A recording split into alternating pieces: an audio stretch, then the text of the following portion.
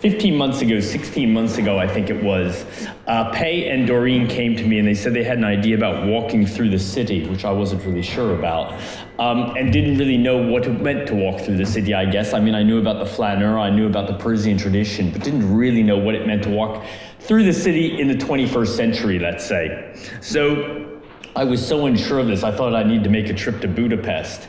I actually got in a taxi with Dorothea and said we were going to Bucharest, at which point she said to me, Chris, we're not going to Bucharest, we're going to Budapest. And over about 2 days, well, actually Dorothea will say I'm lying again, because over 1 day, because I left early, Doreen and Pei kind of showed me what it was to think about walking in the city in the 21st century, which just kind of amazed me, frankly. And this Vito Acconci image, I think, is a great example, and then we'll obviously talk about it much more, of the phenomena of what one can learn through walking in the city.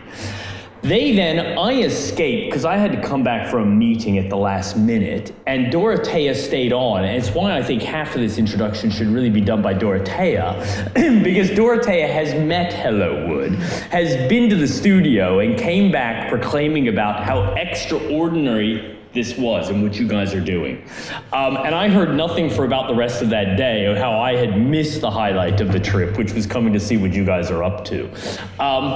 So in a certain way, it's a really nice lecture, because first the two of you are going to talk for a minute, aren't you?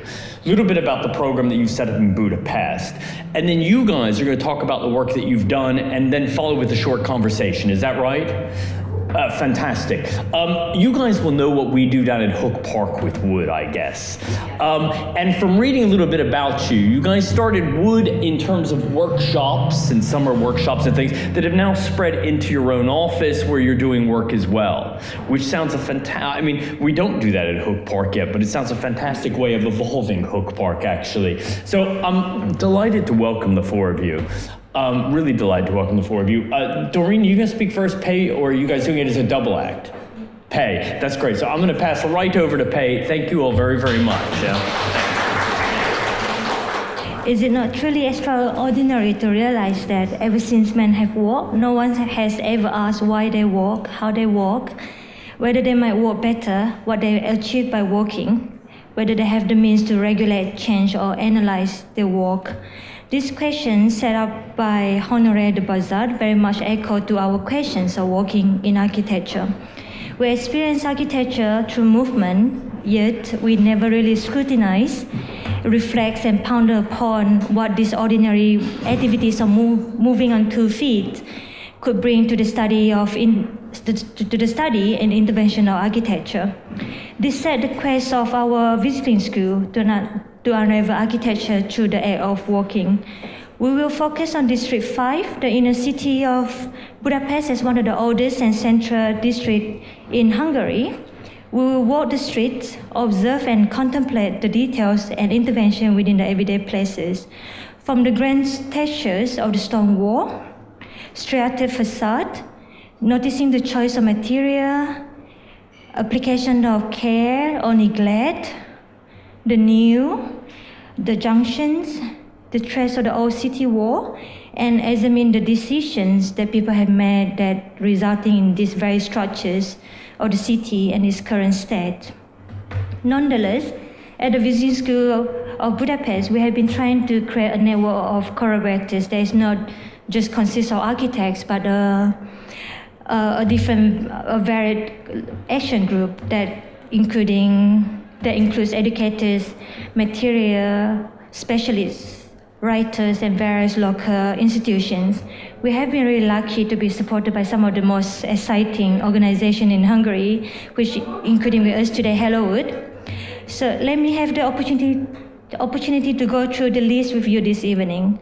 First of all, we have BVA, a local initiative supported by the municipality. BVA aims to show the real face of Budapest, through which develop appreciations from the local residents.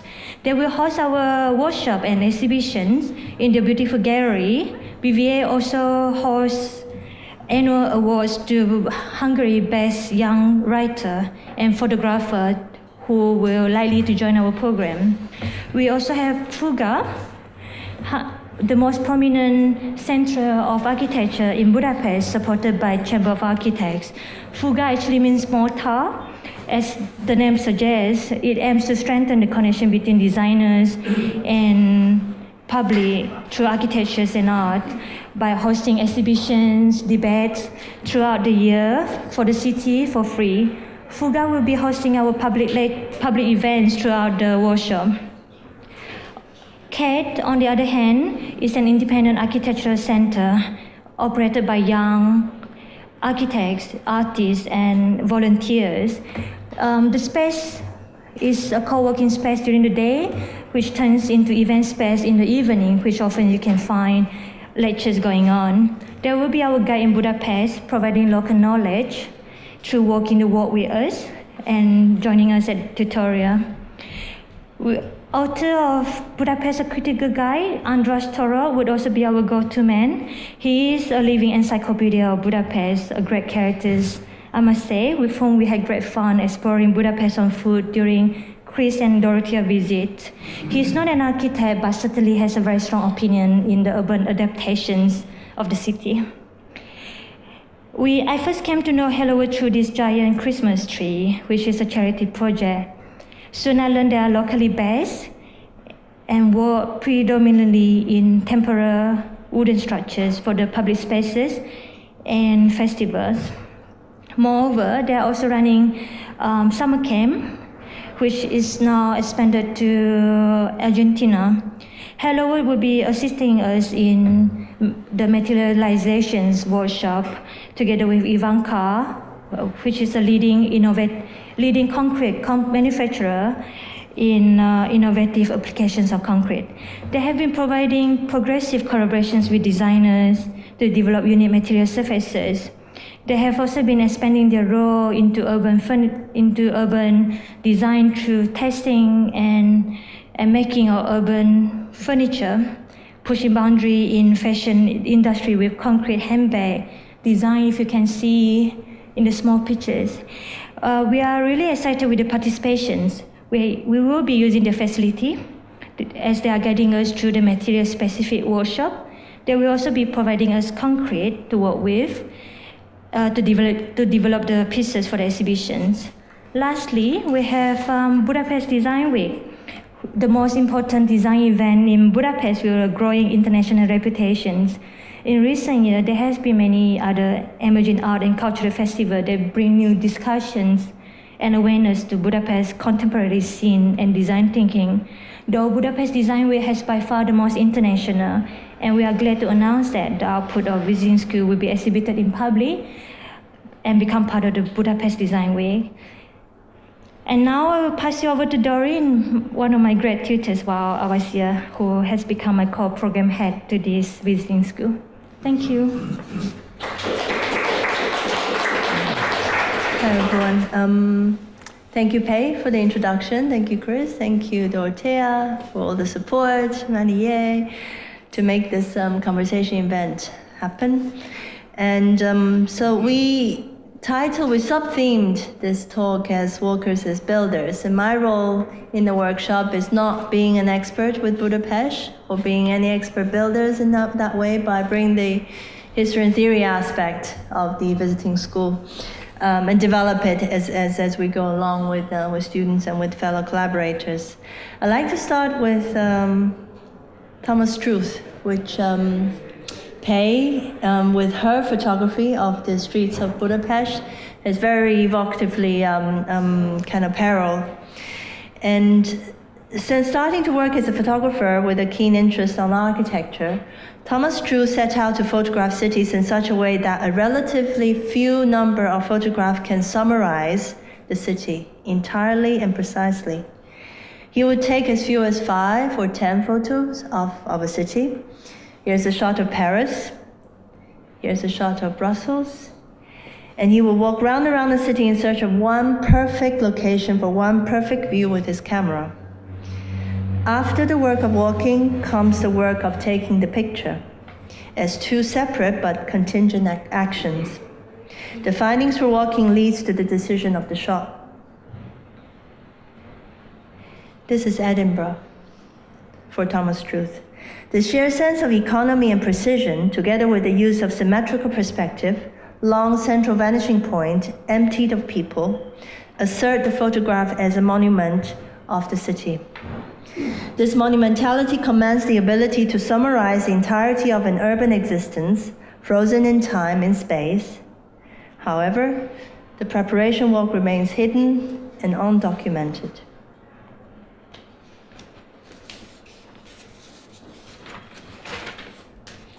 By contrast, in Thomas Struth's recent work titled Walking, he started to allow the act of walking and the act of photographing to occur simultaneously.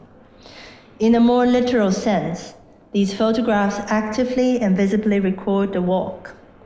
Struth abandoned earlier techniques of symmetrical perspective and long vanishing points, yet continued to devoid the picture of people.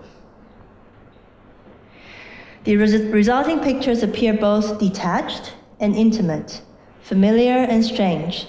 The pacing, pausing of the walk, the physiognomy of the walking body, the glance, the turn, the touch is palpable in these photographs, silently summarizing the universal yet anonymous banality of the city. A decade before Thomas Struth started to photograph cities, Peter Smithson in the 60s celebrated walking as a way to sense and comprehend the city in his little guidebook, Walks Within the Walls. He relied on photographs taken at the same pace, view angles, and focus upon detail as that of the walking person to characterize the architecture of the city of Bath. Rather than keeping the walk as a secret, Smithson provided precise descriptions of how these walks have been done and how these specific routes reveal what he called a universal language of form, urban habitation, and transformation.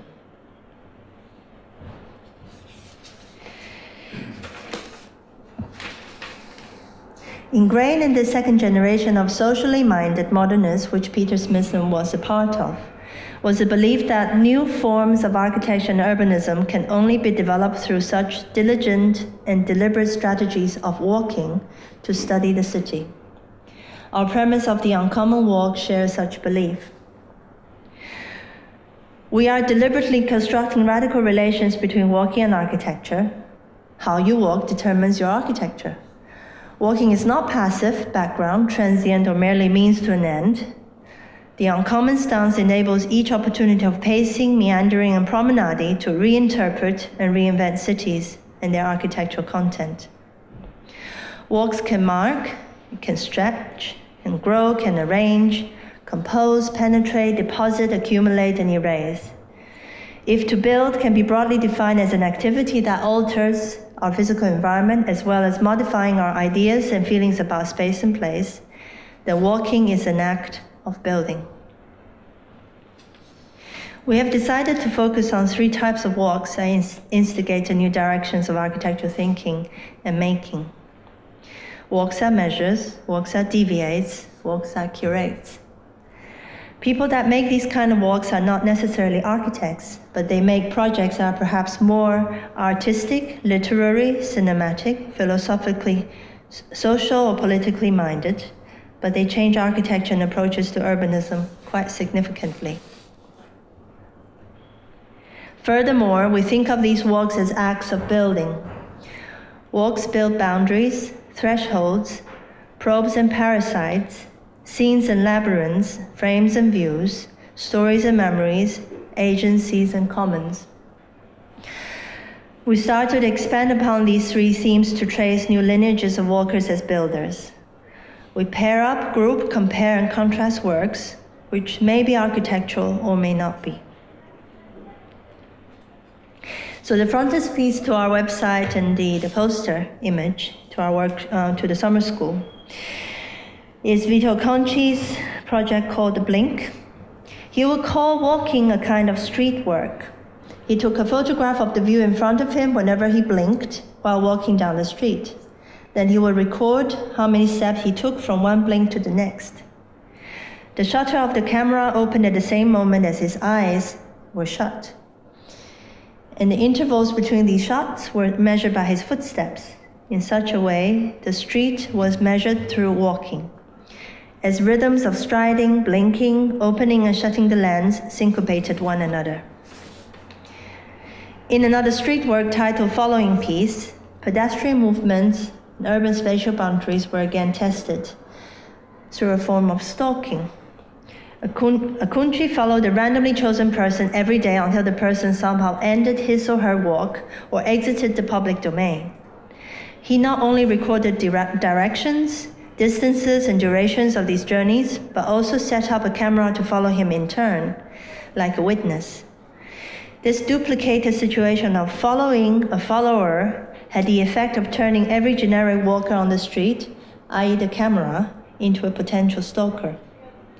This street work made visible latent boundaries and shifting thresholds of urban domains by mocking the ambivalent behavior of stalking a stranger.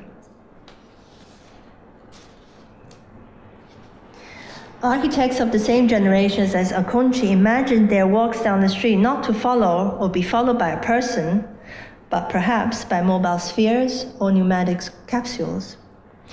In this techno-anthropomorphic imagination, in the era of metabolism and organicism, cities and all their components must all not just move, but walk like us. Coupe Hemoblaus' Rested Sphere Project 1971 invited people to walk inside these bubbles, starkly turning personal boundaries in the public domain into, literally, tactile plastic surfaces, separating and mediating human context. House Rococo's series of pneumatic projects further radicalized these technical envelopes and devices to the point of being monstrously comical. The possibility of these capsules asserting quasi-human behaviors to even walk their own walks and populate streets in unintended urban spaces can be both exhilarating and terrifying. When the artist Stanley Brown made his kind of street projects, he didn't take photographs as he walked, but he asked random passers-by how to go to a particular place, and then asked them to draw directions for him. He was not interested in finding out one correct answer, but documented a multitude of responses, including even a blank page for someone who did not know how to get there.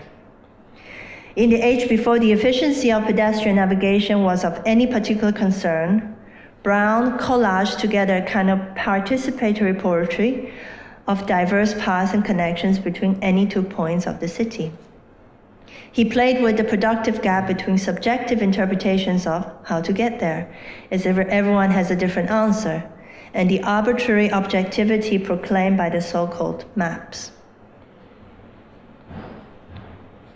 If Stanley Brown was to conduct the same how to get there experiment in Koolhaas's Seattle Public Library project and in the Rolex Learning Center project by Sejima and Nishizawa, results will be very different.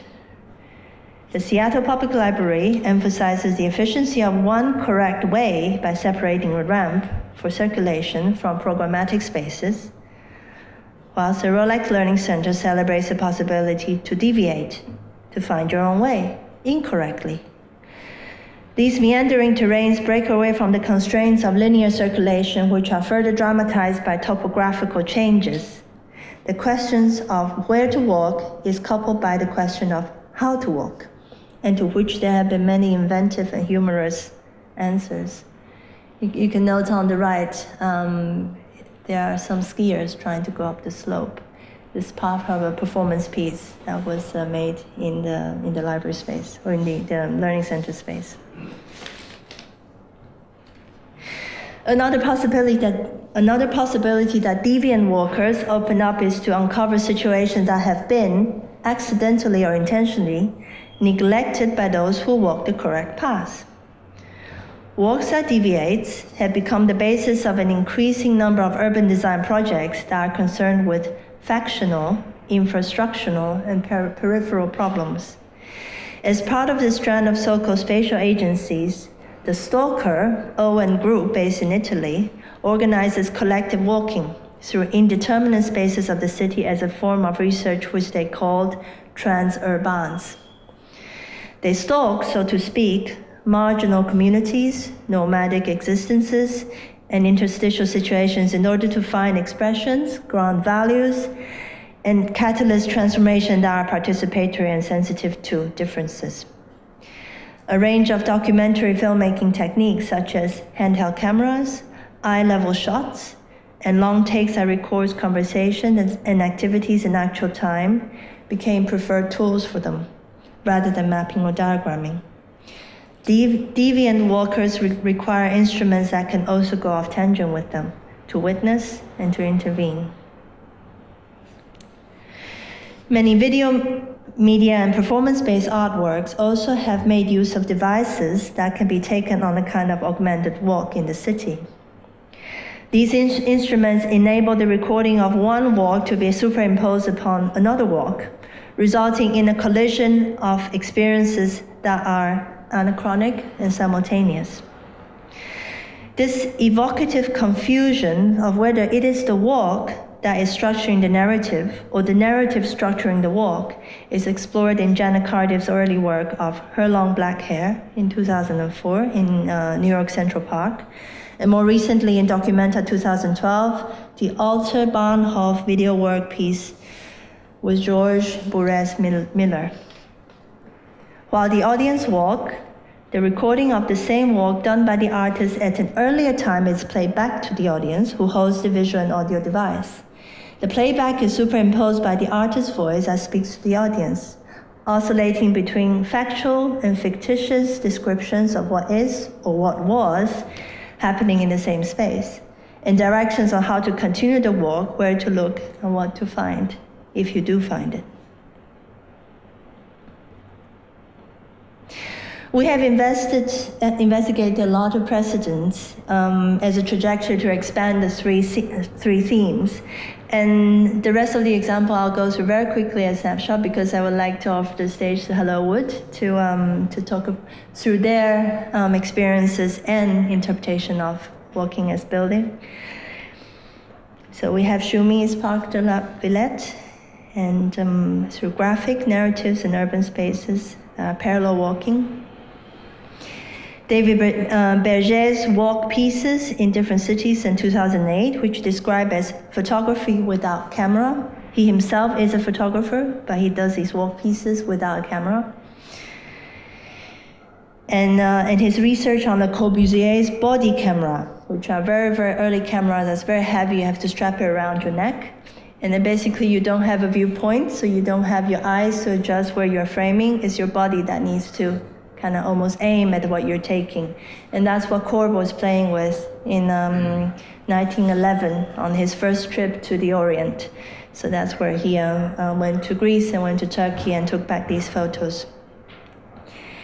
An AA PhD graduate, Dr. Gabriela Garcia de Cortazar, thesis on choreography, which is a study on the technology of guides in forms of maps, descriptions, or signs that parallel the development of technology of travel through space. So guides themselves create new spaces. Francis Ali's 7 Walks, which occurred in London across many years. Trisha Brown's Walks, and the famous performance piece on the rooftop of New York, was recreated recently from the Highline spaces. Dylan Scofidio's Slow House, Dan Graham's Urban Labyrinth, which was a mixture of mirrors, video feedbacks, and reflections through curvatures. And then it's Scott Brown and Robert Venturi's Reading Las Vegas, as a kind of noticing while walking, how signage becomes a form of architecture, the famous walking city. And actually, lastly, The Dream in Constance, New Babylon, where he actually talks about inhabitants walking and building at the same time. So the depositing and deconstructing of meandering and dwelling actually form the architecture. I'll end here. Thank you for your attention. And I'd like to welcome Hello Wood. Welcome to London, to come and tell us more about their walkers, the builders. Thank you. We'd like to start by thanking you again for the invitation. AA is obviously a huge reference for us, the work you do at Hope Park and also, of course, here in the city is something that we follow for many years now, and it is a big opportunity for us to be collaborating with you in Budapest. And thank you also for the presentation with all the references. It was really inspiring, and it made us also excited about the visiting school. So we're gonna quickly introduce ourselves. We are an independent studio in Budapest. We are a group of architects, carpenters, industrial designers, product designers, and there's two key parts to our activities. We always try to sum it up with this slide because our identity is quite complicated. We run under the same name, Hello Wood, but we actually do a lot of summer schools and workshops since 2010 now, but we also run an office, an architect office. As Pei was saying, we do mainly temporary wooden projects for public spaces, and we also operate a community wood workshop in Budapest. And there's a... Sorry. So we are really nervous now because it's a really unique place for us, and that's the first time that we are here. So Orsi forgot to introduce herself. So she's Orsi. She's the head of the educational department of in our studio, and my name is Peter, and I'm one of the founder of our company.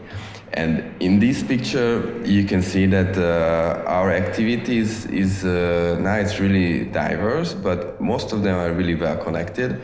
So that's how we are trying to create an economically sustainable structure. And it was really important to us to define some keywords that you can see in the middle of this diagram, which could connect all these different kind of activities. So these few words are what we're trying to use to lead us when we are working in different kind of fields. So when we are talking about the educational activity, or when we are working in another country on a project. So yeah. So when we say we're an educational platform, we mean we're an organizer, an initiator for all sorts of activities that bring together students and professionals. Our key event is an 8-day design and build workshop where everyone works in teams, in very diverse international teams, and they have to build projects in a one-to-one scale. What's also special for us that we have a land now for 3 years now, where we have huge plans of creating our own campus one day. This is a picture from this piece of land. There's actually no running water there yet, no electricity, no roads, no sewage system, but we see a lot of potential in it. The other thing that describes us well is that we build community, and by that I mean that we don't only do our own events, but we bring together a lot of actors in Hungary. We have another summer school that actually connects every single architectural school in Hungary right now, trying to basically create a platform where different institutes can have conversations, but not just in a conference or in a lecture, but through physical work and through creating together for 1 week. The educational work is not for profit. We fund all of our projects through different kind of grants and sponsorships. And we also have a studio that actually finances our staff and our work. We specialize in temporary projects, and we do a lot of woodwork, obviously, and we try to do many projects that are self-initiated. So of course we have clients, and we have a lot of projects that are ordered by big companies, but we also try to do our own ideas, and we find the financing after we have the idea. What's, I guess, interesting about the relation between these two type of activities is that, as Chris said in the beginning, for us the camp came first. So in 2010 it was a pilot workshop in the countryside of Hungary with about 15 students, and gradually it grown into a international summer school. And around 2012, 2013 we realized we should put aside every other project and build a company based on these experiences. And we started out 3, 4, 5 of us, and now there's actually 26 people working full-time at Hellowood.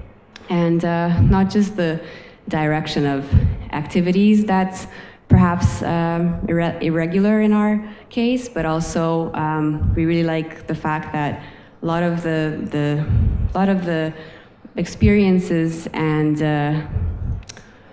tools that we use during the summer schools and during initiating educational projects are actually very useful in our business strategy. And we try to be very proactive, have good networking, good cooperation, and be very an active member of the scene. So today we named our presentation Beyond the Hegemony of Critical Thinking, which is a quite big statement. And the reason is because we want to explain or try to put in context how our educational work is in relation to the traditional university work, because we're not part of any department. Peter teaches at the architecture faculty in Hungary at the University of Art and Design, and obviously we have very strong ties to schools, but we are completely independent, and a lot of our working hours go into educational work. So there's always a question why we do it and how it complements traditional architectural education. So first of all, what we want to make sure is clear is that all of our thoughts or conclusions are completely personal. It's not based on any scientific research or tests. It's gathered and stored in a very collective conscious of our community. It's based on being present, on personal experiences, and on doing and making. Also, we don't want to overvalue our experiences, and we try to avoid labels like radical or progressive or new or provocative even. What we're doing simply is trying to search for and to understand alternative tools of how we can learn, and to discover different tools of perception, and to understand them, to eventually own them, and to use them.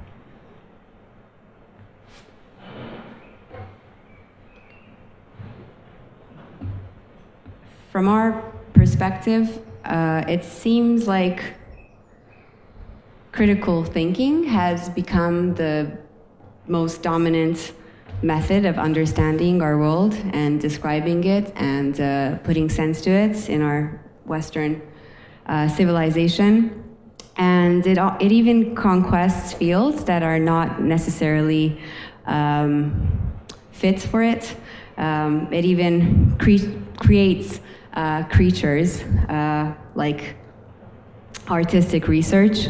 What we mean by this is that many times we feel like we try to use tools for experiences that are not the best or not the only efficient ways of putting meaning into things and analyzing them and trying to learn from them. We like to refer to Arthur C. Danto, who wrote about this decades ago in his book, The Philosophical Disenfranchisement of Arts.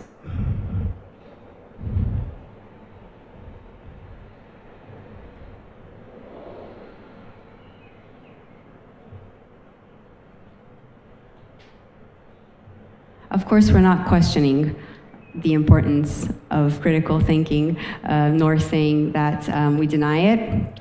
The only thing we're trying to push or emphasize is the importance of realizing or discovering that there are other ways by nature how knowledges can be approached. And what we usually say is that at Hellowood programs, people learn through senses. Of course, learning by doing, but we try to expand it to putting it in a way that it's very connected to our different way of sensing the world around us.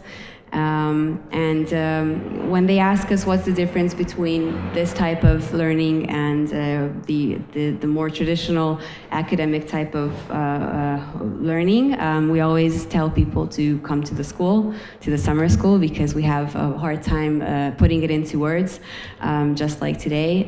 But we do have a few quotes. We do try to verbalize our experiences and not over mystify it. And we actually did a book a few years ago that tried to be a guide for anyone who's interested in doing this type of not-for-profit community building work. And we asked a few previous participants to try to explain how they see this experience. And Bálint Veres, who we put here, he's actually a philosopher. He's not an architect, and he teaches at the doctoral school of our university. And what he says is that it takes some time to translate into words whatever lingers in our muscles, movement memories, vestibular system, the feeling of how solid objects and bodies, as well as our own, press against one another, the olfactory sensations of raw wood and other materials, the natural dynamism of night and day and its sometimes reverse social counterpart, the open space as an alternative to urban workshops, workstations that are set and inhabited in actual weather conditions. Then the time after the workshop and the constructions left behind as our traces.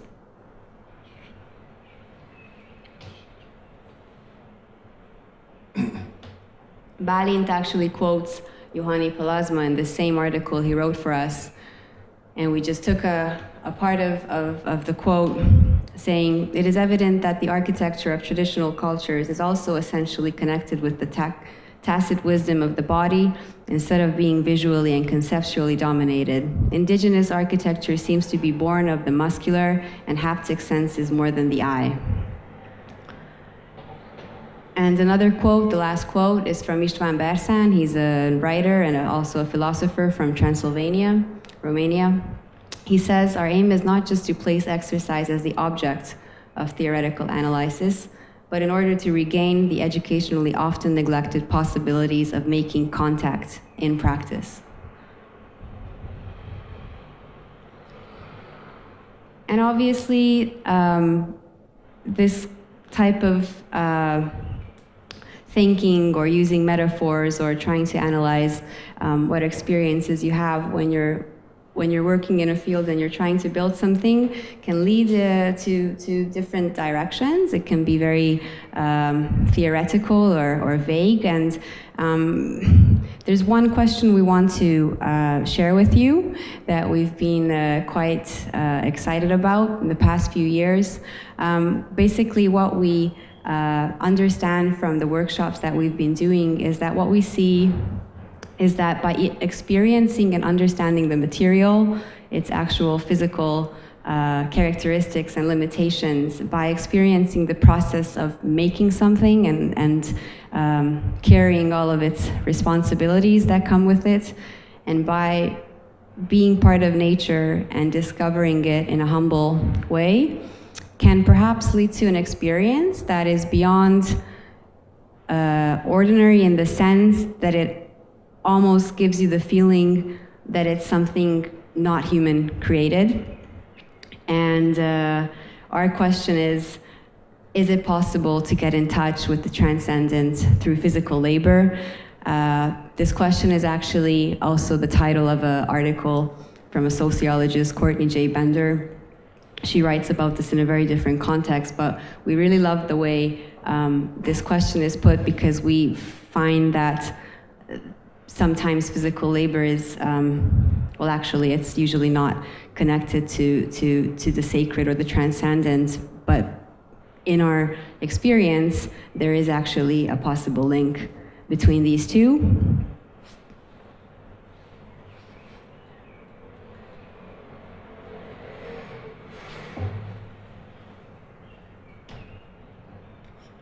And from our experience, regular academic training has a difficult time, where it's more difficult for regular academic training to leave space or leave opportunities for this type of learning, for this type of ways of discovering and for perception. And what we think of who a builder is someone who's constantly open to discovering alternative ways to understand and then also to use these newly gained knowledges in creative ways. So if we have to answer the question, how can a walker become a builder, we would say you need to leave the comfort zone and the known rituals of gaining knowledges. You need to search for new tools and methods. You need to make risks to find them, dare to act even if you don't know the answers, because you have nothing to lose. Thank you.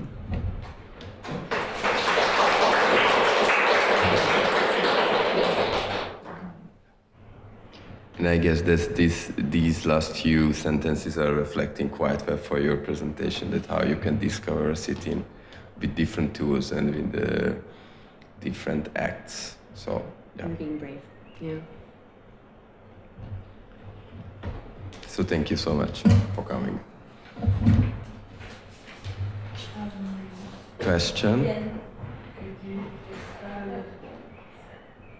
How about you guys come closer, because it's such a small group, we might as well do this as a conversation or a... Thanks. So I was a little bit taken with one of your final statements about transcending. Yeah. And if you could just expand a little bit more on that point and kind of follow up with a kind of conclusion of some kind, that would be really enlightening.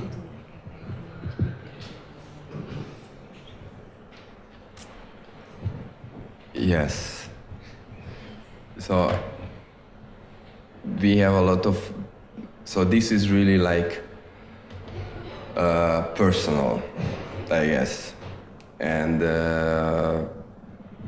we just, after the many years, what we spent in the countryside and worked with material, and we suffered under the sun, and we suffered when it was really raining, we started to, I started to feel things but I never expected before. And it's not like something really like a religious or a spiritual thing, but I always hated those sentences which were starting that with these few words that you have to feel the genius loci or whatever.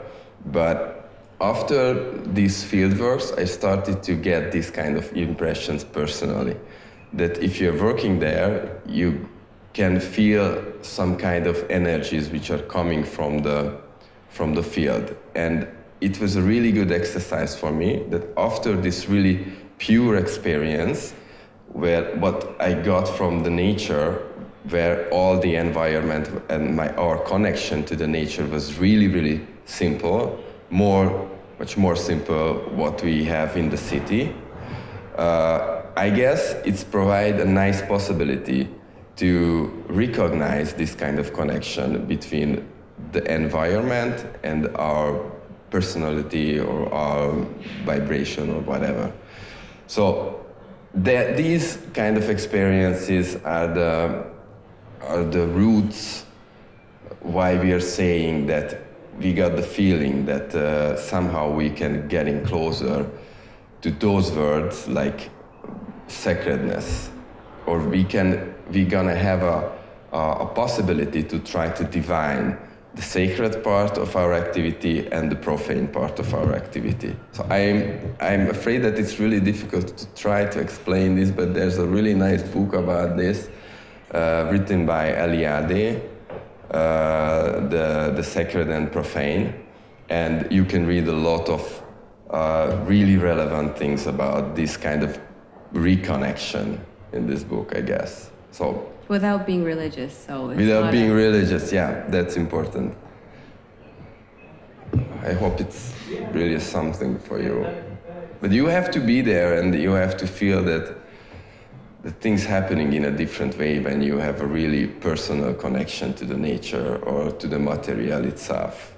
It's whole, the material, there's a lot of rule in the material itself, but you have to start to follow, which are not human created. It's the material exists, and it's hold all of these hidden rules, but you slowly can discover during the week. And that's how you slowly got the feeling that there should be something else what we are not discovered before. And there was, okay, one more sentence, that there was another reason that our program was really, really successful really at the beginning. And it was surprising us a lot. So, and we said to ourselves that, okay, that we are doing our job well, but something missing. That these things, what we are doing there,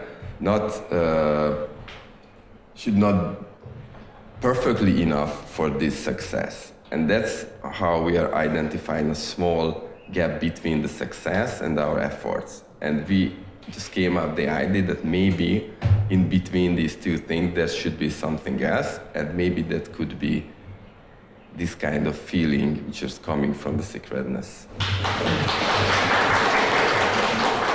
Thank you, Peter Orsi, with that very inspiring talk. And I think what the diversity of the context which we're dealing with when we talk about building, in a way when you talk about working, group of people, the education program of working in the countryside, in the field, where you're dealing with quite a simple range of material, but then you're building kind of increasingly complex structures through simple input.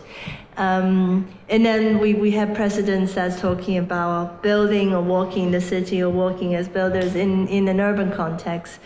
And I like to just kind of try to capture your thinking when you say, for instance, the final, the thought about there's this kind of pursuing a certain labor, which is repetitive and simple. But then through that, there is certain transcendence in the sense that something that's beyond just about the labor that actually comes through. How would you reflect that in, let's say, in an urban context? Would city be too complex or too, in a way, too chaotic to generate a possibility of transcendence, or there's too much noise? Or, I mean, is that of matter, or is that of concern in your work? Well, do we need this, do you think? Yeah.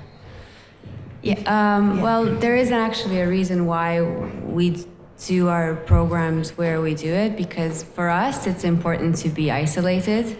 So we actually don't have that much experience with working in the city doing these type of activities. Mm-hmm. That's why we're also seeing this visiting school personally a new experience and a challenge, because what we find is for this type of work, it's very helpful to have a site where you're all dependent on each other. There's no exit routes, so everyone has to deal with each other. And these type of limitations or just very simple manipulations of how people are forced to interact with each other and deal with each other, we find actually very helpful in creative work and community building. City is a little bit different. Patty, would you? Yeah, I agree with this, and that's what I tried to explain before, that an isolated situation which is more silent, it's a really good starting point to get this kind of expressions. And when you're returning to a city, you also can get the same impression if you have a chance to identify this kind of feelings inside of your brain or inside in your body. But I guess it's much more difficult to reach something like this in the city because it's noisy and you always have a lot of things that you can do and you have talk. Yeah, but I guess it's still possible. But not this one is the only importance here, I guess. But it's a nice way. Because while reading about walking and researching about different types of walking in historical context, there is a mode of walking it's about going out to the country. So you walk in primitive landscape. And then it's that type of walk that is kind of an act of working against, let's say, increasingly complex urban situations where there is too much noise and too much going on to be able to have that clarity and connection. But then we also discover there's sort of trying to make walks within cities that can actually get a sense of isolation, or in ways that kind of counteracts the mainstream walking or the guided walking or walks that's already been walked on. So you walked on other people's paths, and this kind of wish to create a new path on virgin grounds or discovering things that's never meant to be discovered in that way. So you are actually alone because you are now becoming kind of the radical within a sort of a mainstream walk. And I don't know if that interpretation can, in a way, remove that contrast between a countryside context and urban context in your work, because you are also doing work in the city. That's right. It's not like you only deal with fields and no man's land. It's kind of, you're very much also in contact with cities, and I think that would be my take on kind of the possibility of that experience still in an urban context, but it needs to be very, very specific in how you do that. When we started talking about this a few days ago with Peter, it was actually what Peter said as well, how for him instantly walking is a very lonely thing you do. And it is very constructive at the same time, because if you're not considering walking as just going from A to B, but an actual act that you're doing that's valid on its own, then you're building constantly either thoughts or ideas or plans or you can interpret building in so many ways. And we did actually do a workshop last year that was very urban. We asked students to examine the infrastructure of the city, how it's not used and how it could be reused or recycled. And actually one of the teams, what they did is they just checked how people use a certain space, a very, very busy space, and they noticed how people constantly avoid the actual track of how they could get to A to B. So there was this, how do you say this, their own path through the mud, and it became a path because people started using it that way, and then students actually made a road there or steps or whatever. So we've had some experience with this type of urban focusing and trying to deal with issues that come up on site. Yeah. So and we read this description which you sent to us, and it also started with a walk. If I remember correctly, there was a short story about Jack Kerouac, right? Yeah. And I absolutely agree with you that it's to walk in the city or to walk, it's a lonely.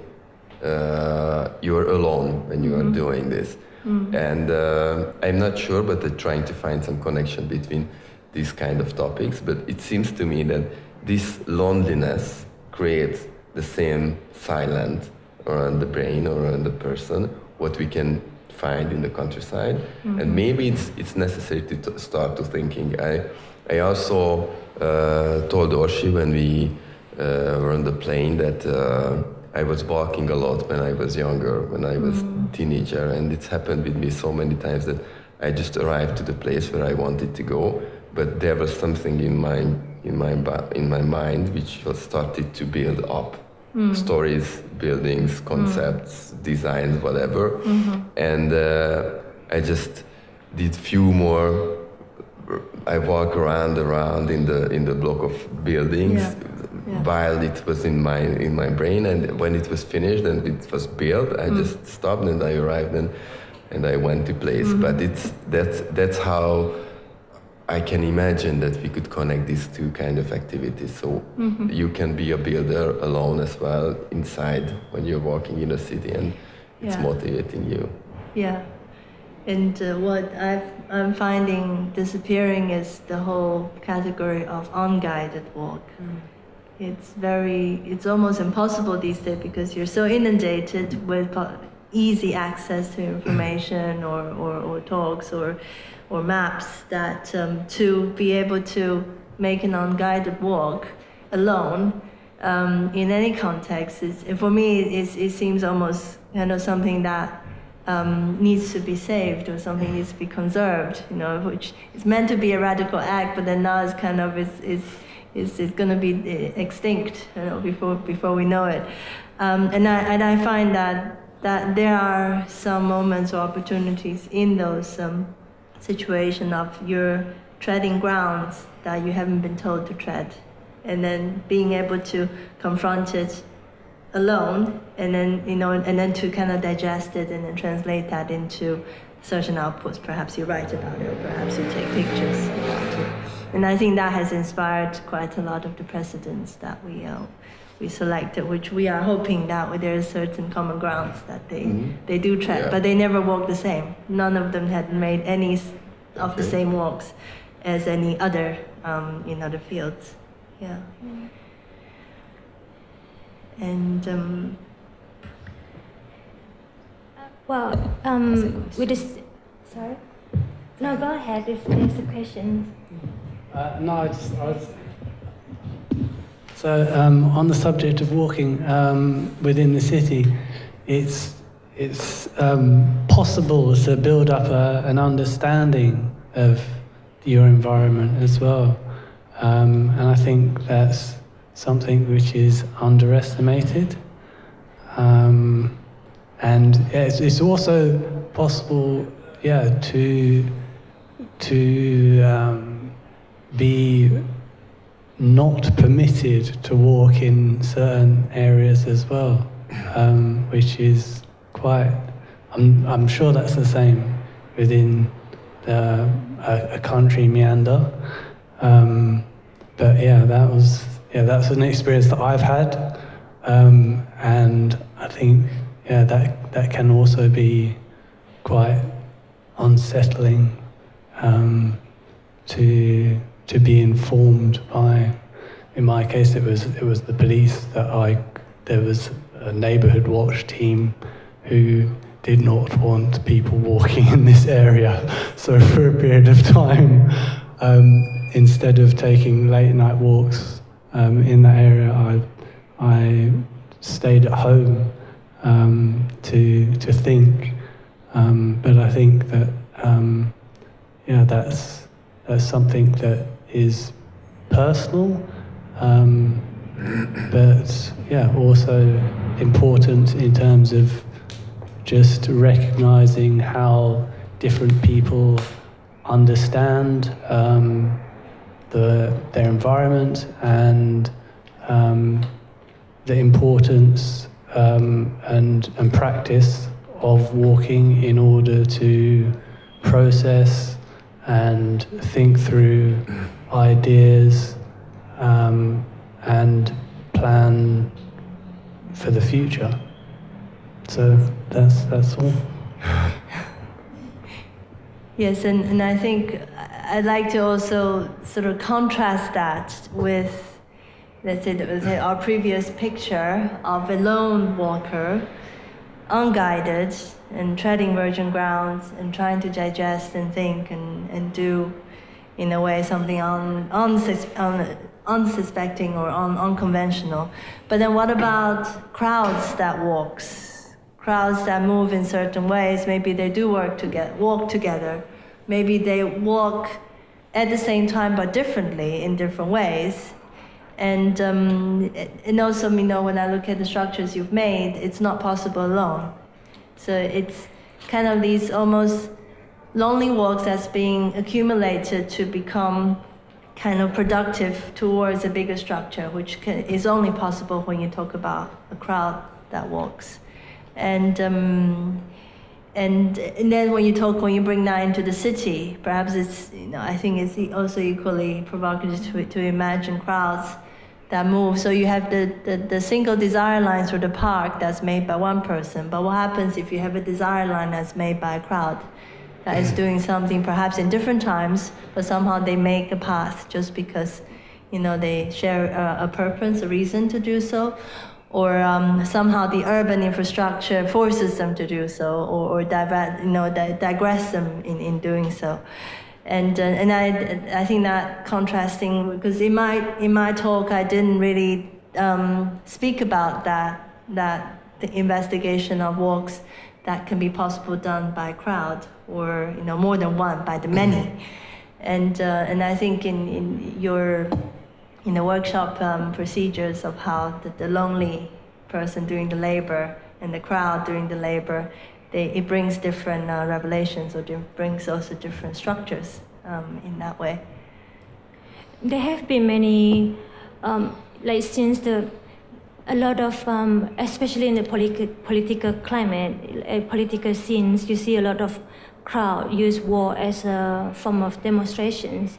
And I do see, and when I was taking the photograph, it is quite personal to me, but I never see it, if I could, whether that is possible to do it together with a friend. Maybe there would just be a different kind of perspective. And I think when I go back to Budapest, I might do that with a friend to see whether they would actually bring a different dimensions to what I see in the city, or a different dialogue and discussions as well. Mm-hmm. Yes. Yeah, I'm not sure that this is a good direction, but now we are brainstorming, or we're just talking. So you can, I think that you can realize an unguided tour with a big mass as well, especially now in Budapest. If you go to the city, and you're gonna have a lot of chance to join a big crowded company, because thanks to the political climate now we have a lot of protests in Budapest. So it's another story. I really don't want to talk about this now. But connecting to this topic, if you're joined to a big group of people without knowing anything about their goals, or what they are protesting, or what they are walking on the street, you can realize a real unguided tour, because you could join to them, but you don't know anything about their reasons. Yes. And it's going to be unguided, because you're just going to follow this mass, and it's going to be a big walk with no any knowledges about the reasons, about anything like that. Yeah. And that's how you can realize maybe an unguided tour with a big crowded team. Yeah. So that's also possible. And you can feel the power, you can feel a lot of different things, and you can discover the city from a totally different perspective. Yes. So and in a positive respect, it forms a different urbanism. No, it will be, let's say, political movements that drive people to gather and for them to move. Changes the way we think of the spaces, or change the authorities' ways, or regulators' way of thinking about spaces, and therefore different commissions and different changes could happen. And I think that that side of Budapest is of interest in some ways. It doesn't mean that we need to be directly engaged in that, but because we are reading the city through these kinds of this walks. could happen. Yeah, exactly. and also not just walking per se, but it's like derivatives of walking. So you could be running, but then it's still a form of walking, or you could be climbing, and we're dealing with verticality of city, but it could still be part of a walk, which is also, it has its both, let's say, architecture implication, but then it can also be, let's say, when there's a crowd, the rooftops becomes a territory of contested territory, because whoever has the view of the crowd can in some way influence or control them, and that either the media will take control, or either the police will take control. So yeah, it could that, let's say, the syncopation of higher planes or higher path and the lower path can somehow meet one another through a very unexpected way. And yeah, and do you think we are, as argued, because you did make comments about this critical thinking being too much of a tag for a lot of architectural schools, and they are not really actually in contact with what they are making.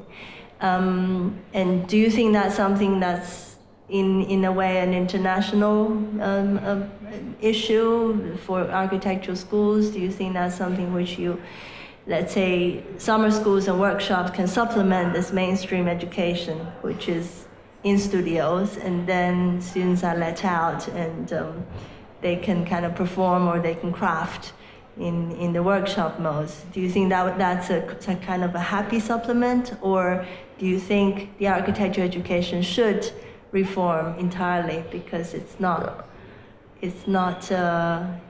training the students? I don't think so.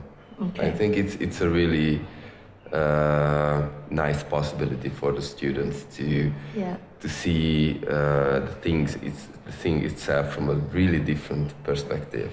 Yeah. When you're working, so our summer university is really not like this, how we are discussing here, because everyone wearing so it's more informal.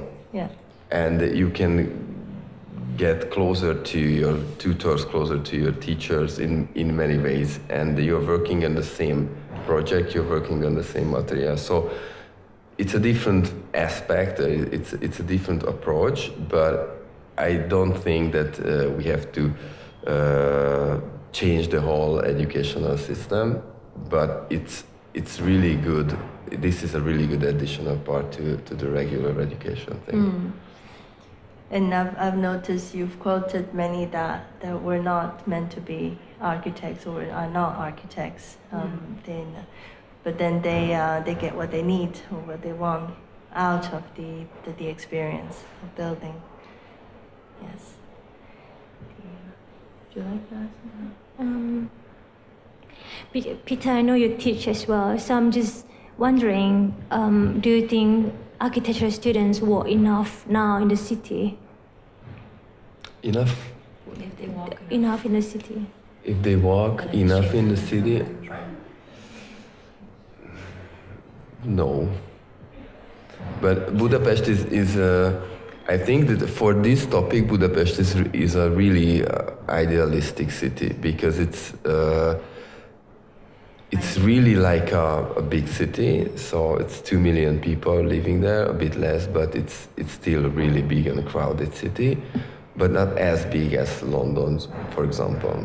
And you can reach a lot of important points with walking. So in half an hour walking, you can reach totally different areas and zones of the city, which is a really good field for this kind of collecting this kind of experiences. So that's why I guess that this walking concept could work quite well in Budapest. And they are not, the students in Budapest, they are not walking, but they are riding a lot. So it's quite close to the walking, but it's different. We also riding a lot, so we are biking and we can reach the all important part, and we can ride between our home and our office and the university. And but it's really nice to try to ride in the city, because at that moment when you're starting to ride, you recognize that how different it is comparing with walking. It's absolutely different. And when you got this comparison, the possibility to compare different kind of sensing or percepting of the city, you can start to understand what you can see while you are walking. So maybe that's another possibility to try to rent some bikes there and see how different is the city when you're just cycling around and when you leave it somewhere there and you can start to walk. So it's good. No, definitely. Budapest has a great Danube River, and you can explore the city through different means, with the cruise or with the riding the very nice tram line as well. And I was just thinking back with the previous question about walking in crowd. Like when I was a student, I used to do a lot of site visit, especially when you're on a school trip, and that kind of walk in understanding the city is very different than the kind of work that I'm doing now, personally, or alone. And I think I think there is also part of what we are trying to do or to explore within our visiting school is not to be told what to see, but to explore to discover the unseen almost, or the everyday architecture in that sense. And I think when I was doing my Sunday walk to prepare for these presentations, it did help me a lot in discovering or pay attention to the details of the city that I never actually noticed before when just trying to get from one point A to point B, which actually I think it brings on to a lot of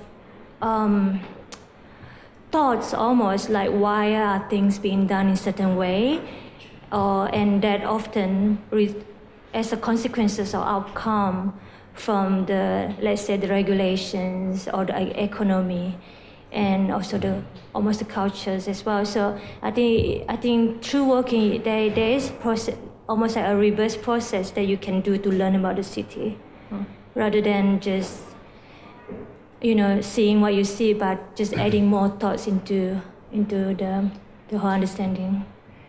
Yeah, and I'd just like to kind of persevere a bit more with the city of Budapest. To ask from your perspective, for working outside of Budapest and working within Budapest, what would you like to see in terms of, the future changes that could bring to the city, and what do you think your role could be in that?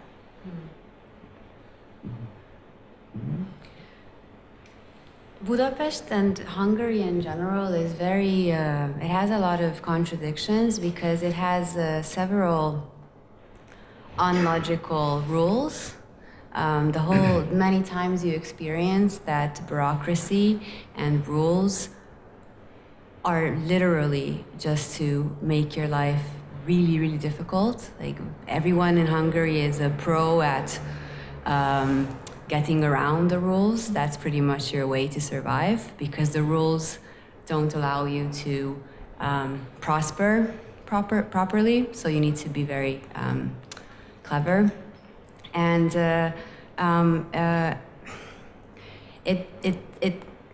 it seems also because a lot of people are leaving the city and leaving the country, actually here to London as well. There's a lot of Hungarian immigrants. There's a narrative that says that Budapest is not a good place to live because there's so many limitations. But at the same time, actually, how we see it, and we're the ones who stay there with a lot of other people, we see that this actually means there's a lot of potential to it, because many ideas haven't been made before. There's a lot of inspiration from other countries, but it's still a post-communist city with a bunch of things to still discover. And actually, because of this weird zone of rules and not doing the rules, creates this cowboy zone for being very inventive And that's why we like to emphasize proactivity and initiating things, because you can really find a way to do pretty much anything if you're resourceful enough, and there's just plenty to do. I don't know what I would say is the most important to me to see change, but that's why we actually like doing temporary things, because you don't have to worry about the long-term weight of your decisions. You can play, you can experiment, you can test a lot of things, and actually Budapest is really good at that, because all these ruin bars and all these pop-up places that come up every summer are all about working with what you have, and I think we're actually a little bit behind when it comes to practicality of even bike routes and all these things. Like, we're not a very advanced city when it comes to, I guess, alternative ways of transportation, and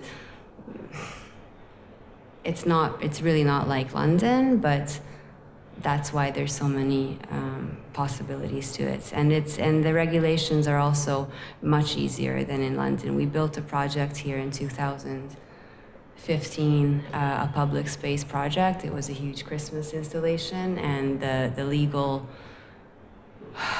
aspects we realized you have to consider here was something that was a new dimension to us. In Hungary, everything is, I don't know how to say this politely, it's just No, so there's another thing that,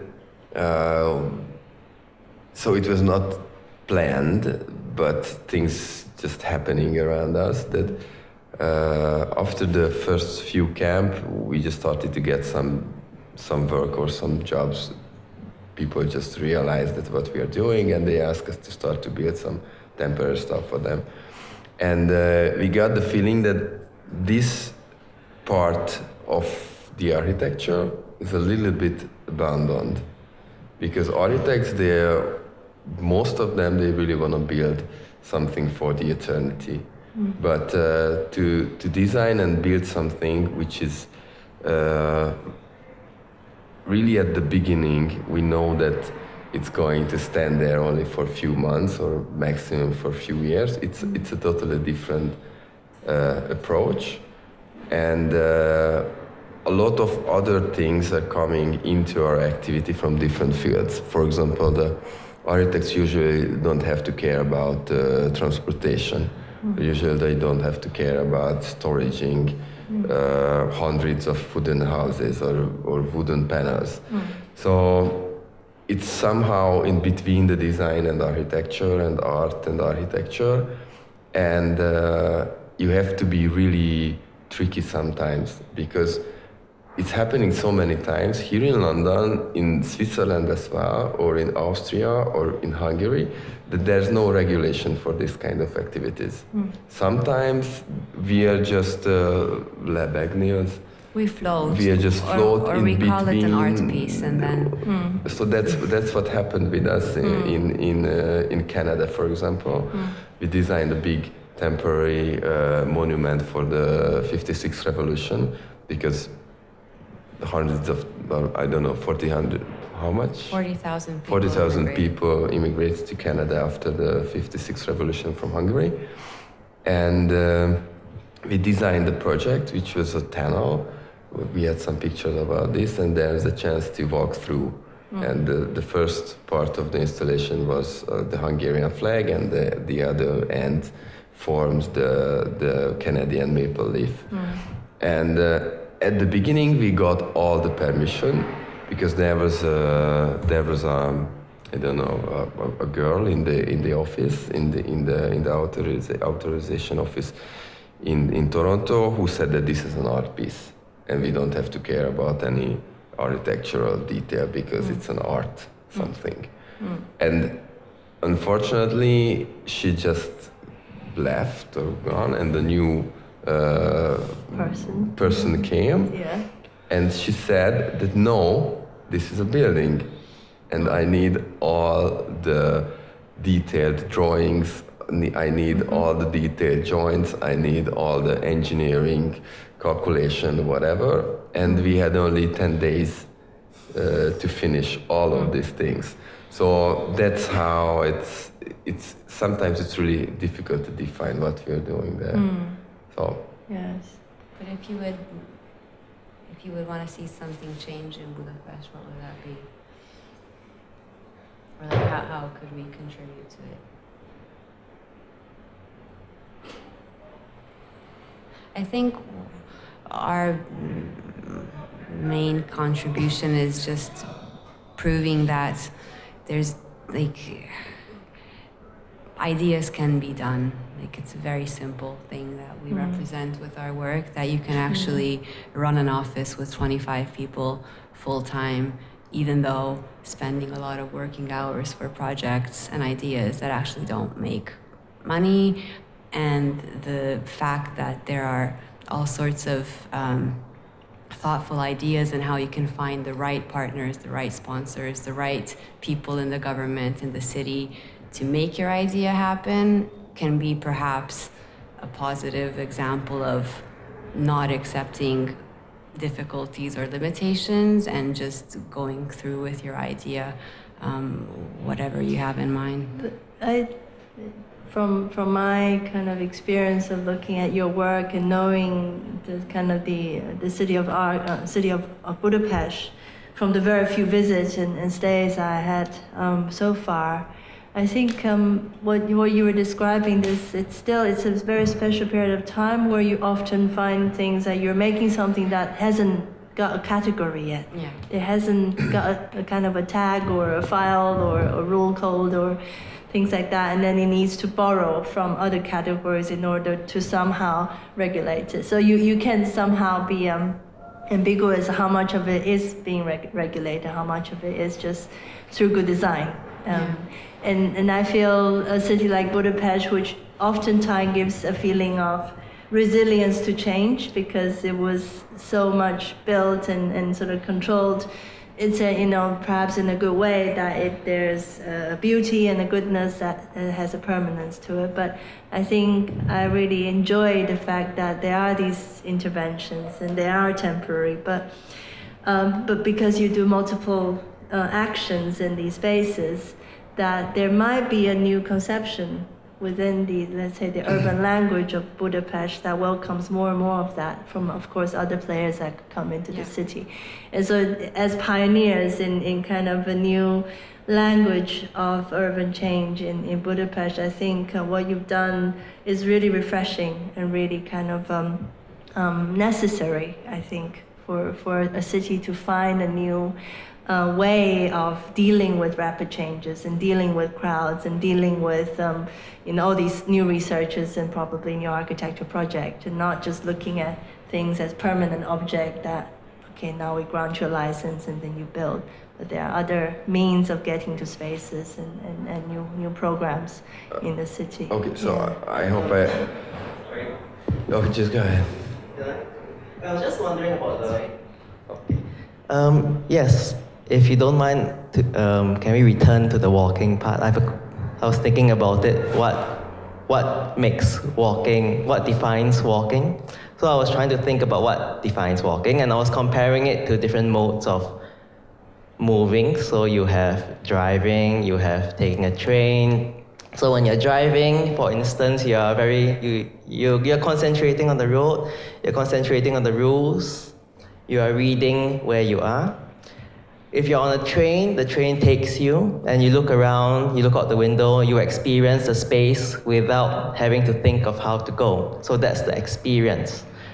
So in walking, it's a funny mix of the two. You read and you experience at the same time. You read a map, you read your space, and you decide where to go, and then you set off, but at a speed that allows you to experience the place.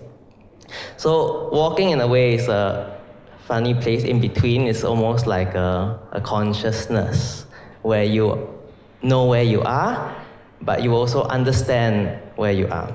Okay, so this brings me to the next thing. So when you're walking when you're walking, you have the reading, you have the experience. So when you walk in a little town, you meander through the alleyways and you experience the place. And then you have your reading through memory of where you are.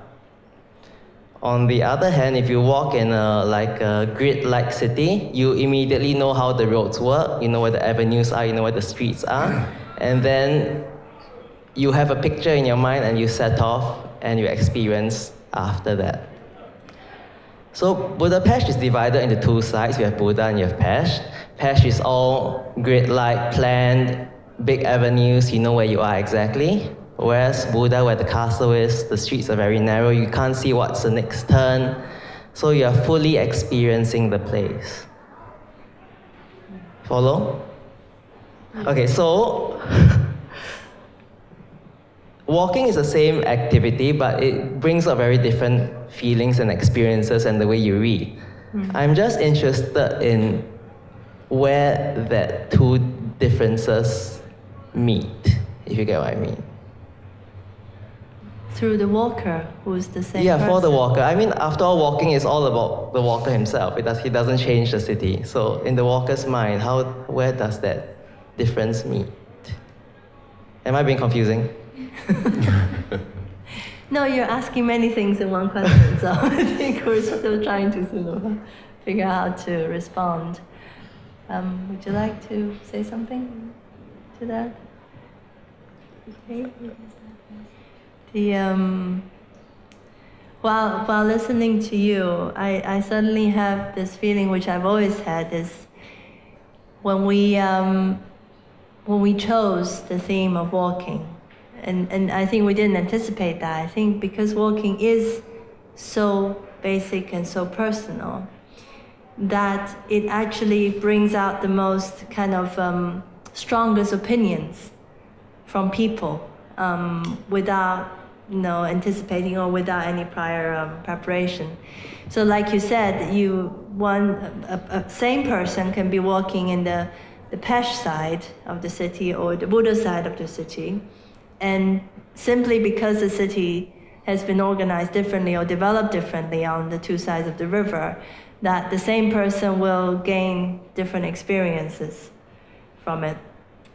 Therefore, the same person will actually, if, let's say, retaining the difference, not to, let's say, average them out in terms of one experience for Budapest, will actually give space for two narratives to say, in Pest, I have this experience because my walk in a gridded city is as such. But then in Pest, in Buddha, when I'm trying to meander, trying to kind of figure out the labyrinth of small streets, and I have a different understanding of the city. So the knowledge of the city can exist as two rather than one, for one city.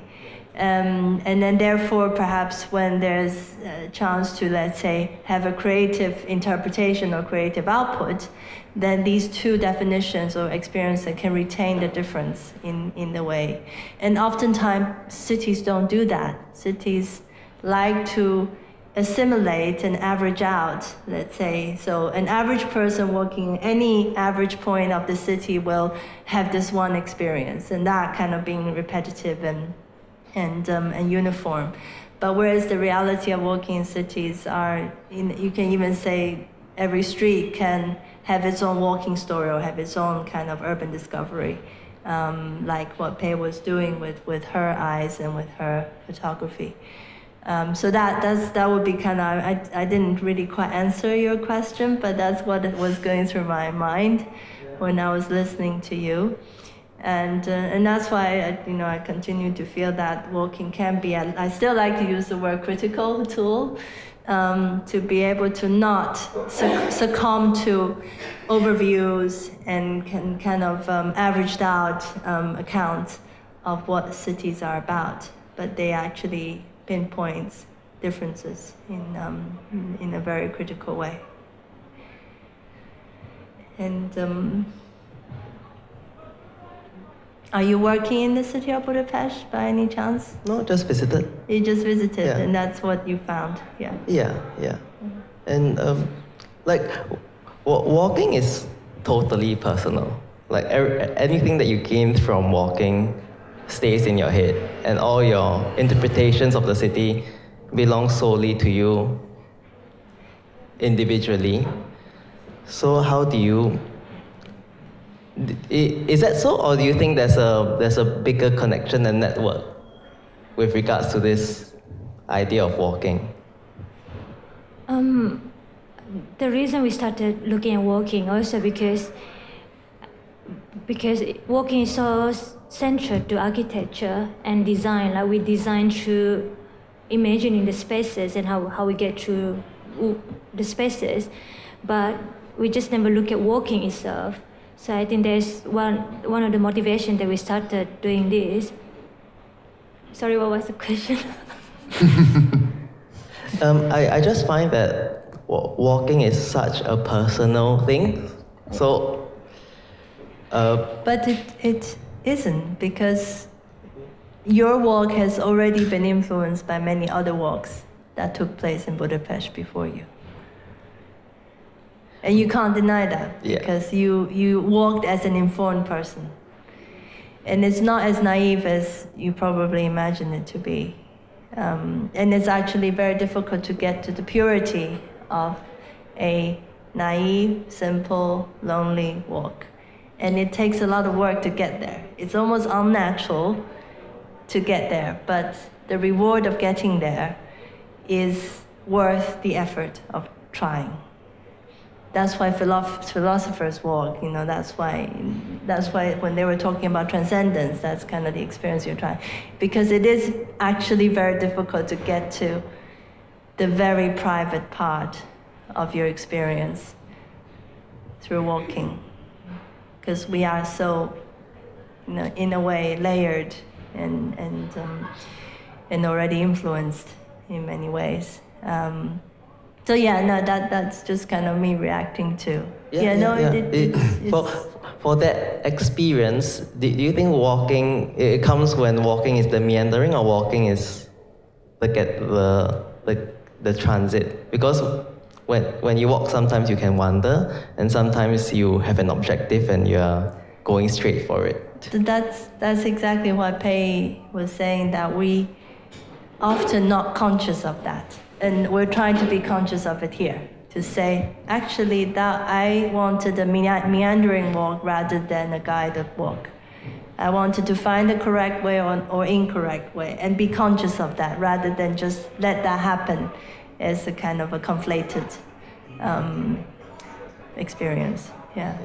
And I do see your point about walking as a very personal experience, because you have all these experience within your mind. So I think it's also part of the exercise that we are trying to do, whether we can demonstrate the walk and walking itself, and to see whether they can actually become an intervention almost to the urban spaces, let's say, by demonstrating, you know, like recording our walk or having the photograph, and just become more active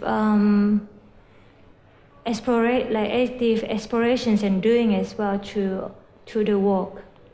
Yeah.